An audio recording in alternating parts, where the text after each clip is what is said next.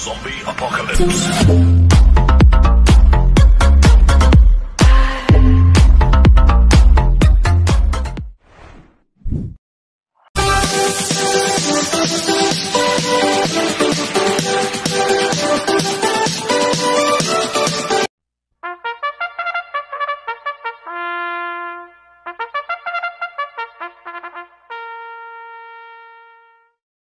Gandang araw po mga bayang terorista. Ngayon po yung araw ng linggo, October 20, 2024, karera po ng Metro Turf, Malbar, Batangas. Meron po tayong 7 karera sa araw na ito. Nandito naman po yung linggo, Drunken Master Wangbu, a.k.a. Eluato Budoy, para magbigay ng giya at analysis sa inyo mga bayang terorista. Mga bayang terorista, start po ng karera rin ay 2 p.m. At bago po ako magsimula magbigay ng giya at analysis, huwag pong kalimutan subscribe, like, and share YouTube channel ko po. At syempre, huwag din kalimutan i-click in notification bell ko para updated po kayo sa mga bagong video ko. Kaya mag-start na po ako sa pagbibigay ng giya at analysis. Race 1, winner take all, cover races 1 to 7. May 5 kabayong tatakbo. 3-year-old maiden race sa distance 1,400 meters. First choice ko po dito, numero 4. Baksikat din na sasama po ni AM Tansyoko. Ito nag-barrier trial po siya noong September 14. Nagtala siya ng 1.15.6 sa distance 1,200 meters. Ang kwartos po niya 24 media, 24 media, 26 media, 1.15.6 po ang preba ni Baksikat din sa distance 1,200 meters. Last run po niya noong September 6, segundo kay Galactus. Nagtala siya ng 1.29.6 sa distance 1,400 meters. Kaya malaki po panalo sa akin nito, kaya siya po first choice ko. Second choice ko po, numero 1, Just Me, na sasama po ni Albert Sirius. Ito, last round po na ito, no, October 9. Segundo po siya kay Batang Kanlaon. Nagtala po siya ng 1.28.2 sa distance 1,400 meters. Kaya malaki po panalo sa akin nito, kaya siya po second choice ko. Kaya ang first choice ko po, numero 4, Baksikat din. Second choice, numero 1, Just Me. Sa race 2 po tayo, Flixis cover races 2 to 7. May 7 kabayong tatakbo. Rating base ng class 428 to 33, distance 1,400 meters. So, soloin ko na po ito, itong couple entry numero 2 sa to, Kalababana, sa ni Kelvin Abobo. 2A, Authentication, sa ni John Alvin Guse. Ito, last run po ni Kalababana noong September 11, pang-apat po kila Uticus. Nagtala siya ng 1.13.6 sa distance 1,200 meters. Last run po ni Authentication, nanalo po siya noong September 28. Nagtala siya ng 1.27.6 sa distance 1,400 meters. Kaya sa akin, so soloin ko na po ito. Itong couple numero 2 sa ito. Kalababana 2A, Authentication. Sa race 3 po tayo, pick 5 cover race 3 to 7. May 6 na kabayong tatakbo, rating base system class 5, 6 to 10 speed, distance 1,400 meters. First choice ko po dito, numero 5, Electrify, na sasama po ni Kim Flores. Ito, last run po na ito, no, October 12, pampito ko na series siya. Nagtala lang po siya ng 1.30.8 sa distance 1,400 meters, pero merong 1.28.4 yan sa distance 1,400 meters. Kaya malaki po panalo sa akin ito, kaya siya po first choice ko. Second choice ko po, number 3, Caraga Wonder, na sasama si Penson. Ito, last round po na ito, no, October 12. Pang-anim kila Sampaloc Pride, nagtala po siya ng 1.30.4 sa distance 1,400 meters. Pero meron 1.29 media yan sa distance 1,400 meters. Kaya sa akin, malaking po panalo sa akin ito, kaya siya po second choice ko. Kaya ang first choice ko po, number 5, Electrify. Second choice, number 3, Caraga Wonder. Sa race 4 po tayo, pick 4 cover race 4 to 7. May 7 kabayang tatakbo, but 16 numbers. Rating base system class 4, 1621, distance 1,400 meters. First choice ko po dito, number 6, Gold Digger, na sasakyan po ni John Alvin Guse. Ito, last run po na ito, no, October 5, tarsero po siya.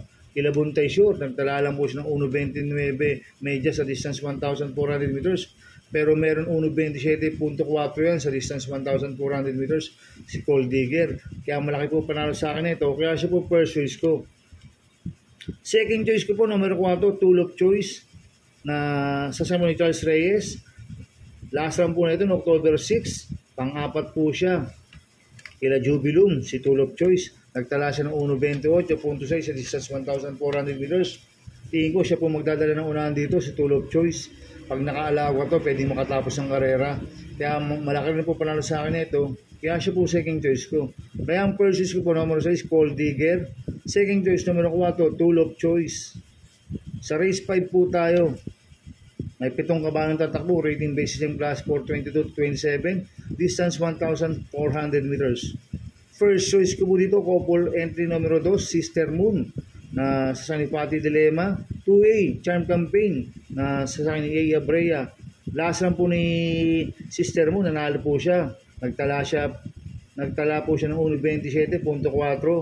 Nanalo siya ng October 4. At ito naman si Charm Campaign. Alas lang po nito no, October 4. Tarsero po siya kila Sister Moon. Sa couple entry niya, nagtala siya ng 1.27.8. Kaya itong couple entry numero 2 ito, parehas po malaki ang panalo sa akin ito. Kaya sila po first choice ko. Second choice ko po, numero 4, Chocolate Thunder. Na sasampo ni BJB Galleta. Ito, last lang po nito no, October 5. Pang 5 kila Mahusay High. Ginawang motor ni BJB Galleta last lang to. Todometer ang ginawa ni BJB Galleta kay Chocolate Thunder. Kaya ito, mayroong best time ng 1.26 sa distance 1,400 meters si Chocolate Thunder. Basta bigyan lang po ng importansya ng connection to. Malaki rin po panalo sa akin ito, kaya siya po second choice ko. Kaya ang first choice ko po, couple numero 2, Sister Moon, 2A Charm Campaign. Second choice numero 4, Chocolate Thunder. Sa races po tayo, penultimate race. May 7 kabalang tatakbo, rating based yung class 5, 11 to 15, split, distance 1,400 meters. First choice ko po dito yung galing sa panang numero 7, Bohemian, na sa San John Alvin Guse, nanalo po noong October 12 yan. Nagtala siya ng 1.27.6 sa distance 1,400 meters. Ang tinalo niya si Buntay Shore. At gamay po ni John Alvin Guse yan. Kaya malaki po panalo sa akin ito. Kaya siya po first choice ko. Second choice ko po, numero 1, Ayuda, na sasampo ni Eminem Gonzalez. Last run po na ito no, October 13. Segundo po siya kay Amor My Love. Nagtala po siya ng 1.28.6 sa distance 1,400 meters. Pero merong 1.27 yan sa 1,400 meters. Kaya sa akin, malaki rin po panalo sa akin ito. Kaya siya po second choice ko. Kaya ang first choice ko po, numero 7, Bohemian. Second choice, numero 1, Ayuda. Sa race 7 po tayo sa last race. May 8 kabalang tatakbo. Rating basis yung class 3 and 4, 34 to 39, 40 to 46, merge. Distance 1,400 meters. First choice ko po dito, couple numero 2, Open Billing, na sa San Ea Brea. 2A, Bill Jordan, na sa San Ea Villegas. Last run po ni Open Billing no, October 5. Segundo po siya sa kakopulente niya kay Bill Jordan, inabot lang po siya. Nagtala siya ng 1.26.2 sa distance 1,400 meters. At ito naman si Bill Jordan, nanalo po siya noong October 5. Ang tinalungan niya, yung kakopulente niya si Open Billing, nagtala po siya ng 1.26.2 sa distance 1,400 meters. Kaya itong kopulente numero 2 ito, parehas po malaki panalo sa akin ito. Kaya sila po first choice ko. Second choice ko po, numero 3, Mano Dura, nasasakay ni Kelvin Abobo. Ito, nag-barrel trial po ito September 20. Nagtala ng 1.12.8 sa distance 1,200 meters. Ang kwartos po nito, 25, 23, 24 media. 1.12.8 po ang preba ni Mano Dura sa distance 1,200 meters. Medyo mainam po. Isang importadors po ito, mga bayang karista. Dennis Tan. Kaya sa akin, malaki rin po panalo sa akin ito. Kaya siya po second choice ko. Kaya ang first choice ko po, componente numero 2, Open Billing, 2A, Bill Jordan. Second choice, numero 3, Mano Dura. Good luck and happy racing mga bayang karista. Inuulit ko ito, igabay ko lang ang analysis ko. Pero pagdating sa tayan, kayo pa din masusunod. Sana iswertein tayo magsitama. Kaya good luck po sa ating lahat. Shoutout muna ako mga bayang karista. Happy racing po sa mga bagong subscriber ko. At sa mga walang sawang sumusubaybay sa YouTube channel ko, maraming salamat po sa inyo. At happy racing din po sa mga tagbarkadan OTV at sa mga taga Double Rock OTV. Happy racing po. Sana iswertein tayo at magsitama. At happy racing din po sa mga boss ko, kay Boss Manuel Chua, Boss Jack Ompok, Boss Jing Garcia ng Double Rock, Happy Racing. Sana iswerte tayo na magsitama. Kaya mga bayang karoysa, please subscribe my YouTube channel at Tubudoy 2.0 at sana ilag niyo pong panoorin ads ko.